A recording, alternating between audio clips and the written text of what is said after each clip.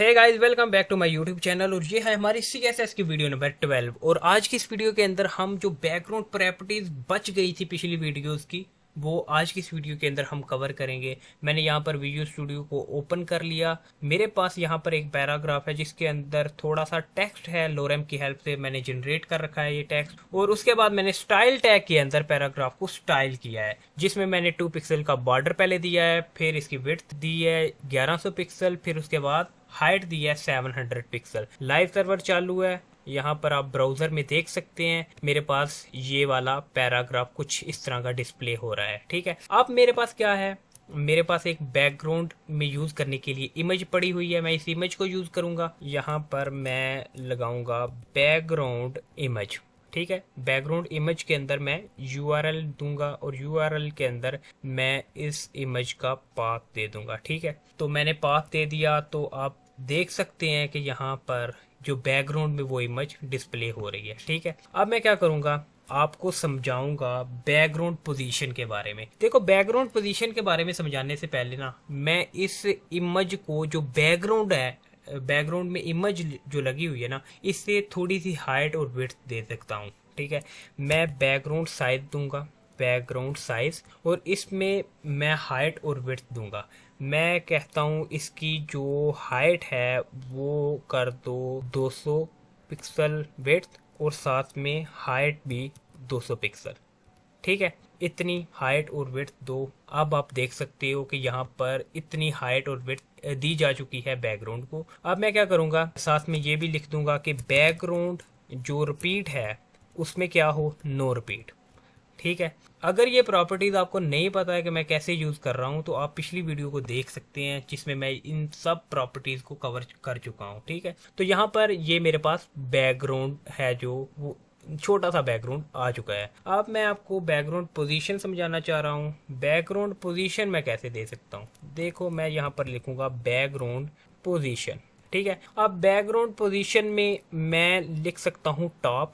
Top में जब मैं लिखूंगा तो ये टॉप में आ गया, टॉप सेंटर में ये आ गया टॉप, और आगे मैं सेंटर भी लिख सकता हूँ, यानी कि टॉप के सेंटर में ये बैकग्राउंड आ जाए। मैं अगर यहाँ पर लिखूं बैकग्राउंड जो पोजीशन है वो सेंटर में आ जाए, यानी कि सेंटर के सेंटर में आ जाए, तो क्या होगा, ये जो मेरे पास पैराग्राफ है इसके सेंटर में आ जाएगी ये बैकग्राउंड। ठीक है, अगर मैं अपने बैकग्राउंड को बॉटम में लेकर जाना चाहता हूँ, बैकग्राउंड पोजीशन है जो बैकग्राउंड पोजीशन, ये मैं बॉटम में भी इसे लेकर जा सकता हूँ। आप देख सकते हैं यहाँ पर ये बॉटम में चला गया। ठीक है, बॉटम के सेंटर। तो आप कहीं भी अपनी मर्जी के मुताबिक बैकग्राउंड को सेट कर सकते हैं। ठीक है, उसके बाद है बैकग्राउंड अटैचमेंट। बैकग्राउंड अटैचमेंट क्या चीज है, मैं यहाँ पर लिखता हूँ बैकग्राउंड अटैचमेंट। तो ये या तो फिक्स्ड हो सकता है, या लोकल हो सकता है, या स्क्रॉल हो सकता है। अगर मैं रखता हूँ इसे फिक्स्ड,